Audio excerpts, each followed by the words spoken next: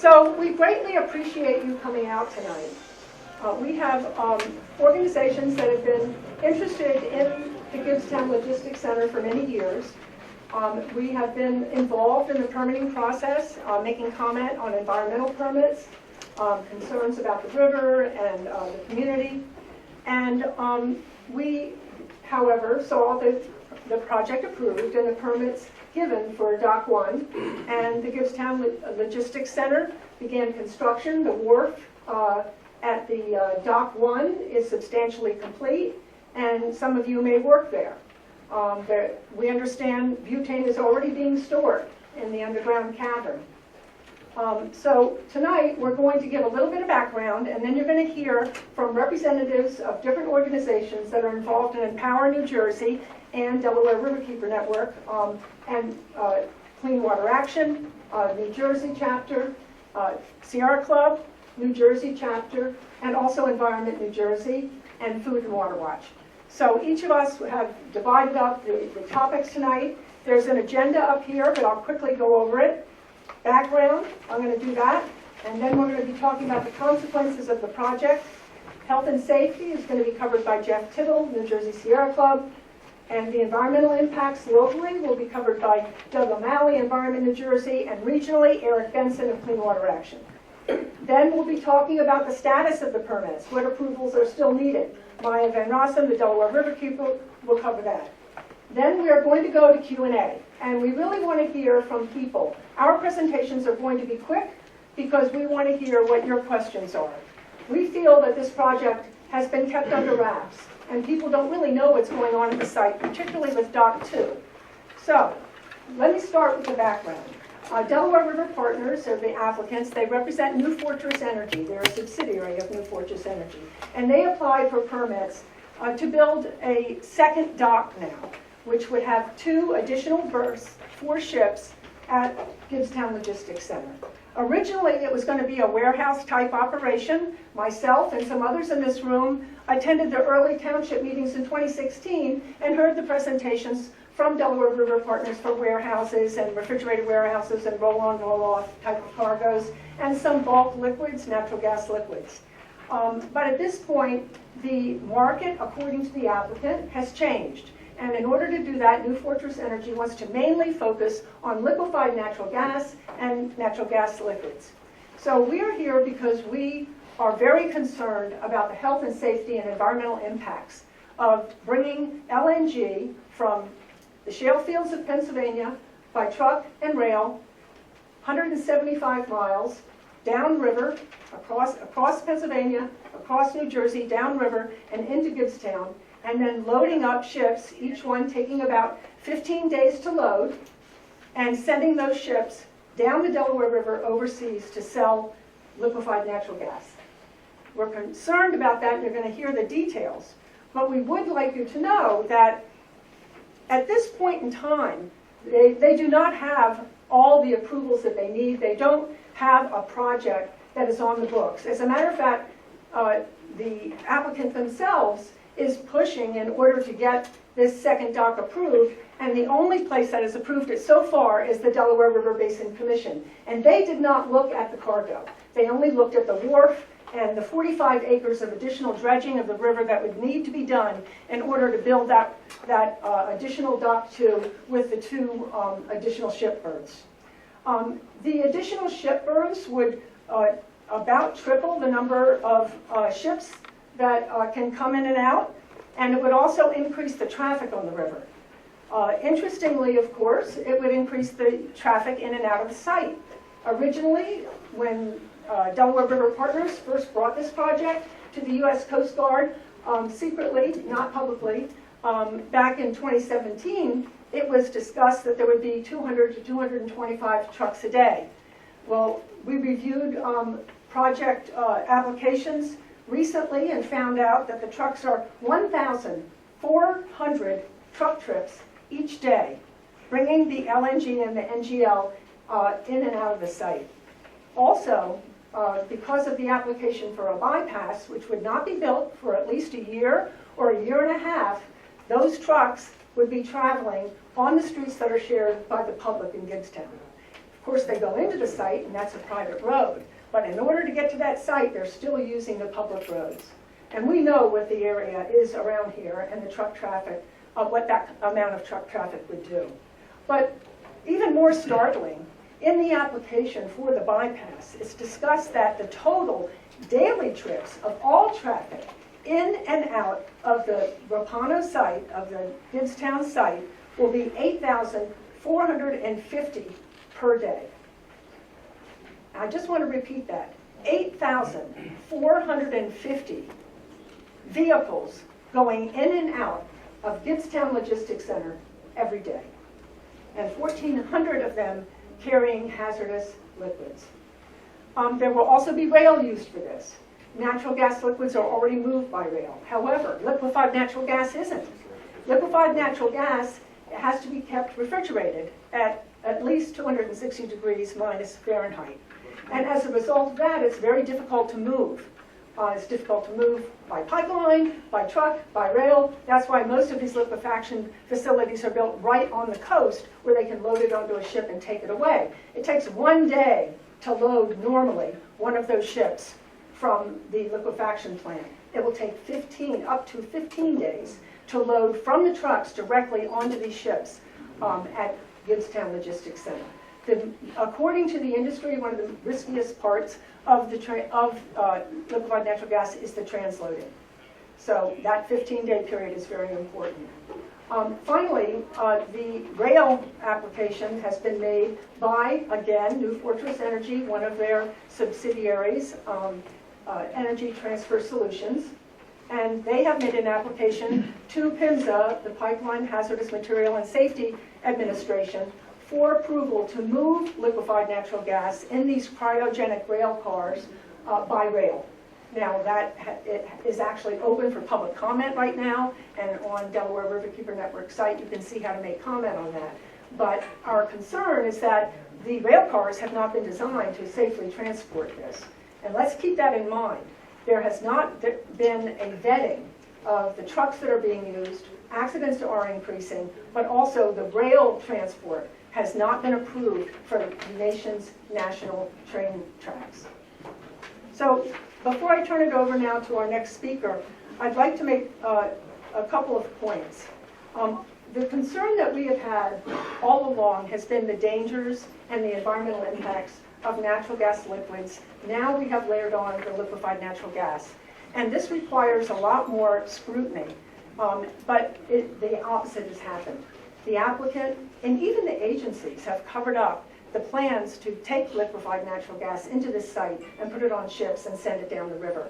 And it was only because our organization looked into it and discovered that there was these plans. Several of us have been working on this for some time, and it was kept from us. It was even kept from the agency, the DRBC, until the last minute.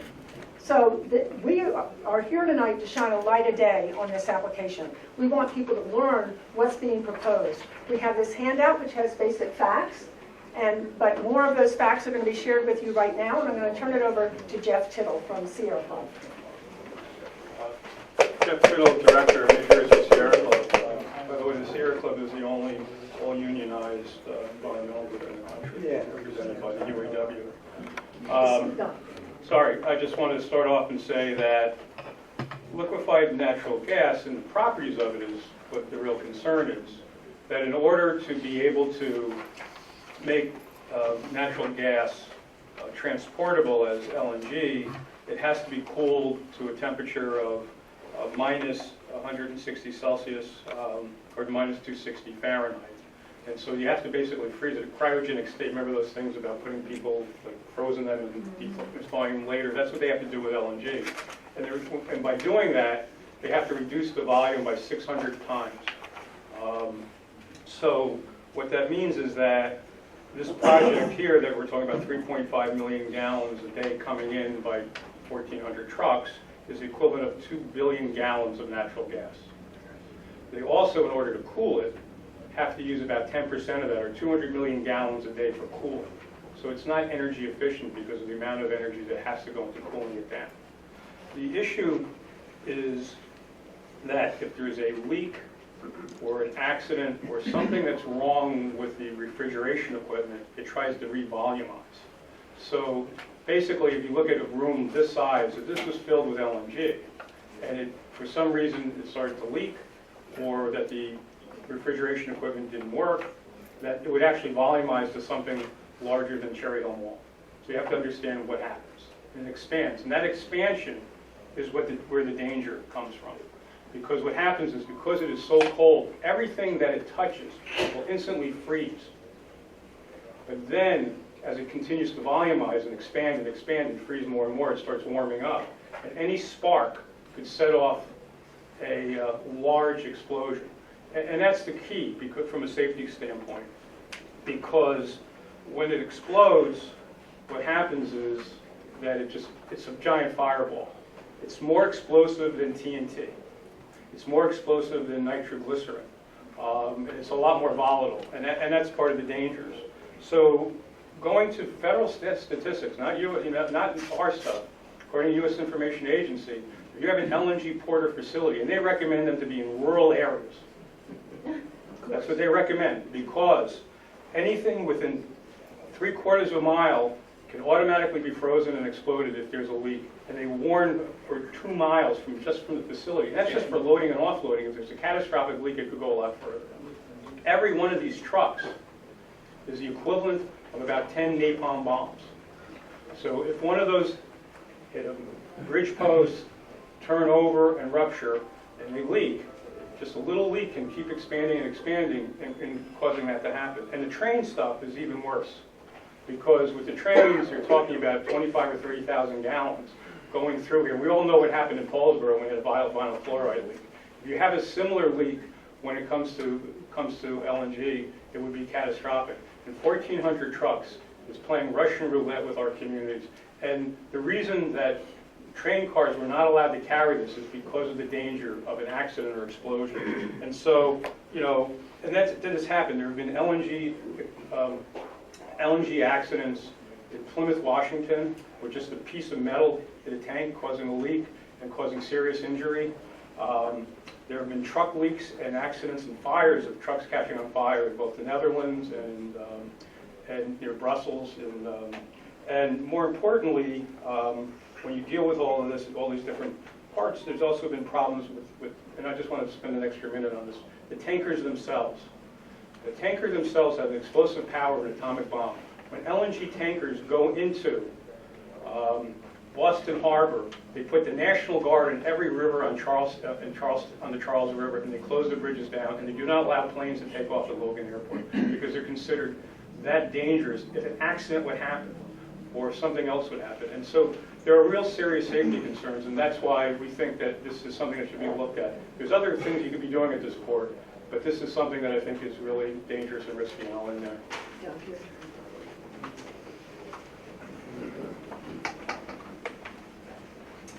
Good evening. My name is Doug O'Malley. I'm the Director of Environment New Jersey. We represent more than 20,000 citizen members, dues-paying citizen members around this state. And I wanted to talk briefly on the local impacts of this project. But first, I wanted to start off and hopefully thank our allies, especially the Delaware Riverkeeper Network and the New Jersey Sierra Club, because they were involved in this, in this issue for years ahead of this latest fight. And I think one of the key reasons why we're holding this meeting is because the only public hearing so far that's occurred regarding this project was by the Delaware River Basin Commission. And that hearing was held with very little public notice and then resulted in a vote, again, on just the dock and just on dredging, literally days after that initial public hearing in early June. So when we kind of talk about a rushed public process and not having full vetting of the impacts of this project, it's not empty rhetoric. I wanted to talk specifically on the impacts, the local impacts of truck traffic, the local impacts on air pollution, the impacts on the immediate neighborhood, and then also the impacts of local train traffic. So some of this, some of the other speakers have referenced, but I think it's important to know that none of these issues have been fully vetted. And this is the reason why we want to be holding this session. I think the other key thing to know right now is the air quality in Gloucester County, according to the American Lung Association, receives a big fat F. And so specifically on hot summer days just like this, that means it's an ozone alert day. And that means in this county, you have 5,000 children, you have 20,000 adults, and you have 30,000 adults that suffer from cardiovascular disease that are especially at risk, that actually shouldn't be out breathing air on ozone alert days. And so when we think of that environment, this is the air quality that we face in this county, and especially in this particular community. We're looking at an increase of truck traffic, as Tracy discussed, of more than 1,400 trucks per day, with an additional more than 8,000 total daily trips of all traffic. That potentially can be mitigated by the proposed Route 44 bypass, as we all know, projects don't get developed and built in a matter of months. It takes years. And obviously, those truck trips and that overall traffic is not going to dissipate. And so none of those impacts and analysis have actually been analyzed by independent agencies at this point. I also wanted to talk briefly on the impact immediately on the neighbors of the site. There are at least 75 neighbors within 200 feet of the project, and that includes daycare as well as the Gibbstown Public School. So when we talk about the impact of air pollution, it's not just rhetorical. This is obviously affecting the community, and obviously there's no barrier that stops it after 200 feet as well. So even though residents haven't gotten notice outside of 200 feet, they also would be impacted. We've heard obviously a little bit on the train traffic, and my colleague Eric Benson from Clean Water Action will talk more about that. But the point to know is that there are real local impacts that have not been looked at by agencies, and they should be, and they need to be, and that's part of the reason we're here tonight. Thank you, Eric. Sure. Hi, everybody. My name is Eric Benson. I'm with Clean Water Action, a nonprofit group. We're a national organization. We have a strong New Jersey presence, offices in Montclair, Long Branch, and all over the state. So thank you all for coming out today to learn about this facility here. The Delaware River has made a huge comeback if you look back over the last 50 years. Before the Clean Water Act, before the Delaware River Basin Commission, it was sewage discharges, slaughterhouse discharges that have nearly killed the river. But these protections have really restored and transformed this river into a national treasure. Think of all the opportunities that we've been afforded because of that. It's a major source of drinking water for the local area, excellent source of fishing. It provides recreational and other economic opportunities. So the proposed LNG facility, the port that's put here, it puts all of that at risk. First, let's think about the dredging activities within the Delaware River. Atlantic sturgeons, one example that would be impacted by the dredging here. It allows for the deeper draft vessels, bigger ships coming in, is going to cause more fish strikes.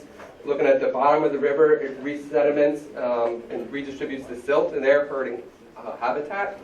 The noise and the activities of actually doing the dredging, also potentially impact spawning and migrations, and then also it just stirs up the contaminants that are mid-dormant at the bottom of the bed.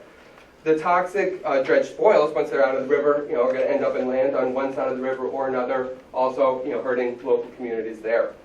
Now, if you think of also mussels at the bottom of the river, they are critical for filtering pollution and having a healthy ecosystem, would also be impacted by just the dredging of this. The dredging is to allow bigger ships to come through, and those bigger ships provide a bigger risk and a bigger target, more potential for bigger disasters. So then if you just look beyond the super local impacts of a facility like this, building a liquefied natural gas port is one of the worst ideas we can do here in New Jersey. Exporting natural gas, it really tips the balance of risk versus reward, on the wrong side of things. So by allowing the exports, we're opening up this natural gas to a global market, increases the local and domestic prices. In addition to what you've already heard about the dangers and the dirtiness of the transportation issues, there's other problems as well. We look at also the concerns about the carbon and methane releases all along from the extraction to transportation to the final end product. It's releasing carbon, methane into the atmosphere. We're already seeing the impacts of increased flooding, more frequent storms. It doesn't matter where these the liquid natural gas is coming from or going to. At all points, it's contributing to exacerbating that problem.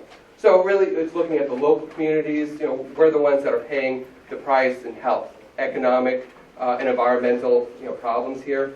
So the LNG should be a hard no on the Delaware River. Thanks, Tracy. Hi, I'm Maya Bamrasam. I'm the Delaware Riverkeeper, leader of the Delaware Riverkeeper Network. And my job is just to tell you the status of the permits and the approvals for the project. For the most part, the project, again, the Dock 2, including the liquefied natural gas export proposal that we're talking about, that we have such high concerns about, for the most part, there have not been any approvals for this project. They're either pending or applications have yet to be submitted to the appropriate decision-making body. As Tracy mentioned, there was one agency called the Delaware River Basin Commission, which did give its approval. It gave its approval without looking at all of the important facts and information that we've talked to you, that you've just heard about tonight. But most particularly, there was no consideration of the liquefied natural gas export facility and operations and what they mean for our communities, for river traffic, and for our environment. Just to go over the decision-making bodies that have yet to make a decision on this, set aside the DRBC, that we know has already given their approval, which, by the way, is going to be challenged by the Delaware Riverkeeper Network in the courts. But the township and county still have to give site plan approval for the new proposal for this site, this new, right, Tracy talked about all the warehousing that was originally part of the site. Well, all of that seems to be going by the wayside, and there's going to be this other new use, this LNG and associated operations on the site. There is yet to be an application about that new use to the municipality. That has to happen, and there has to be municipal consideration. The state of New Jersey has to give a variety of reviews and approvals. They have some pending applications and decisions that will frankly probably be rendered in the coming weeks. But we have expressed our serious concerns to the state of New Jersey that they failed to look at these LNG operations, and so we're hoping that they'll take a step back and look at that aspect of the project and the proposal. But there's really, truthfully, I'm not going to name them all. There's quite a slew, about half a dozen of permits and reviews and approvals that have to be done by the state of New Jersey. In addition, the U.S. Army Corps of Engineers, a federal agency, has to look at this project, has to give their approval for this project under the River and Harbors Act and the Clean Water Act. They have a two-step process. They first have to do a very substantive review under something called the National Environmental Policy Act. That is where they should be looking at all of the issues you've heard about tonight, including the LNG exports, including the transportation issues, including the public health and safety concerns that we've raised, as well as the environmental concerns. Once they've done this broad consideration where there should be tremendous opportunity for the public to give their input, whatever you think about this project, pro or con, once that process has taken place, only then should they be considering whether or not to issue permits for this project. To be honest with you, whether or not they're going to do that full review and give you and us the opportunity to give them information about this project, including our opinions, that's probably going to be step one of the battle with the Army Corps of Engineers, giving the opportunity to have a full review for the project. The Coast Guard has to still take a look at this proposal. They have to look at what are going to be the implications in terms of safety for having this new ship traffic, including LNG ship traffic along the Delaware River. What does it mean for safety, but also what does it mean for all the traffic that is already happening, all the port traffic that's already happening on the Delaware River. You've already heard from Jeff Tittle with the Sierra Club about how river traffic is affected in other communities where they have LNG exports. Well, that has to be looked at. What does that mean for our river system, for our river ports, for our river communities? There are some other agencies like the National Marine Fisheries Service that have to look at some implications on some very important species that are ecologically and economically important to our river, endangered species and their critical habitat. And then there is also frankly, a concern and question about whether or not the Department of Energy and the Federal Energy Regulatory Commission is going to do an appropriate review and approval of this project. Right now, Delaware River Partners has told all of the agencies that the Federal Energy Regulatory Commission does not, according to their interpretation of the law, Delaware River Partners' interpretation of the law, FERC, Federal Energy Regulatory Commission, doesn't have a role here. We disagree with that. We're talking about LNG exports. We think that there's a fundamentally important role that the law requires for FERC when it comes to an LNG export facility of this kind. So there's going to be a lot of public discussion, debate, and perhaps even some legal action over whether or not FERC needs to get involved here. Usually when people hear FERC, they think pipelines. In this case, we're not talking about a pipeline. We're not talking about the construction of those big natural gas pipelines that you hear about in many other contexts. Here, FERC gets involved because of the LNG exports that are proposed for the site, and that's also why the Department of Energy would be involved. So we're not talking about a pipeline, we're talking about LNG and LNG exports.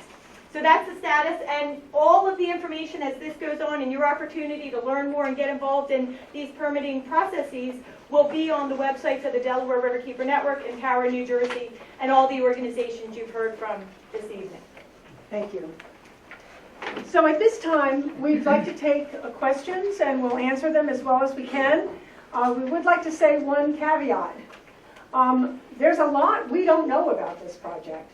We've been learning about it, we've been speed learning about this project because we did not know until the very end of May when the notice went out for the hearing at the Delaware River Basin Commission that for sure they were going to be coming in for a second dock for LNG export.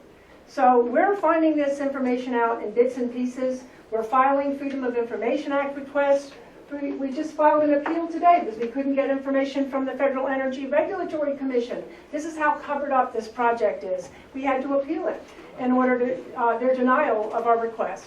So we'll answer the questions as well as we can. Whether or not we can give full answers, we'll tell you.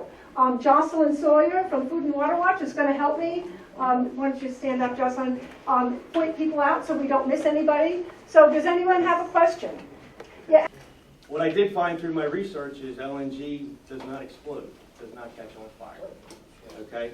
Liquids cannot explode, such as LNG. They do vaporize. They do. Vaporizing on a vessel is really contained to that vessel. Will protect exposures, and basically the fire is going to put itself out when it runs out of product. Yeah, are we killing the ozone? Absolutely. Am I killing people? No. You're right, when it's liquid, it's fine. The problem is, and what happened, and I'll just give you an example, what happened recently in Washington State where there's an LNG facility, a piece of metal hit the containment vessel, caused the leak, 27 workers were hospitalized. Okay. So that's, it's in Cove Point, Maryland, there was an accident in trying to load. Also people were hospitalized.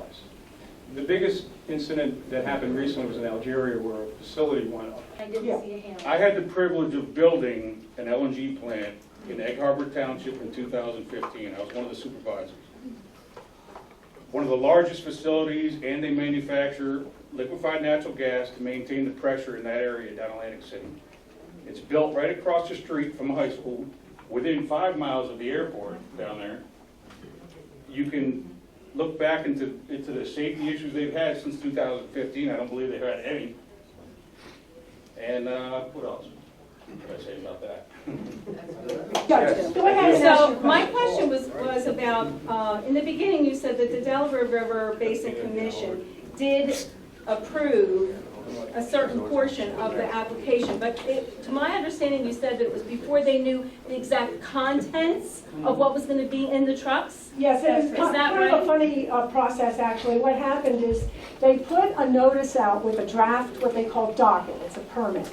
And there was no mention anywhere in that docket of liquefied natural gas. It simply talked about dredging the river and building a wharf or a dock, what they call Dock 2, with 2 berths for 2 more ships.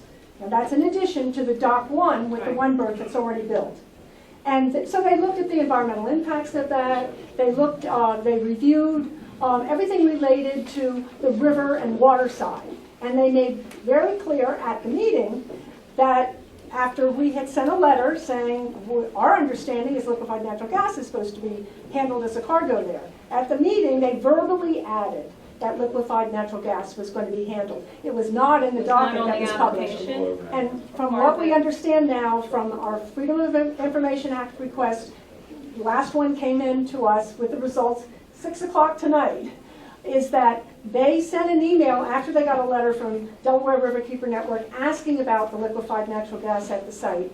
They sent a letter, they contacted Delaware River Partners, and they found out and confirmed that liquefied natural gas was indeed in the plans and was the major cargo product that would be handled at Dock 2. And I just want to add to that, we also learned at a meeting from the U.S. Army Corps of Engineers that it was only after the Delaware Riverkeeper Network alerted them to our concerns about LNG being at the site, and that very much is within their purview.